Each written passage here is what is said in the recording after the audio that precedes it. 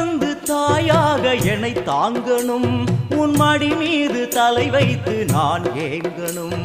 சலனங்கள் இல்லாமல் மனம் தூங்கணும், மனம் தூங்கணும், மனம் தூங்கணும்.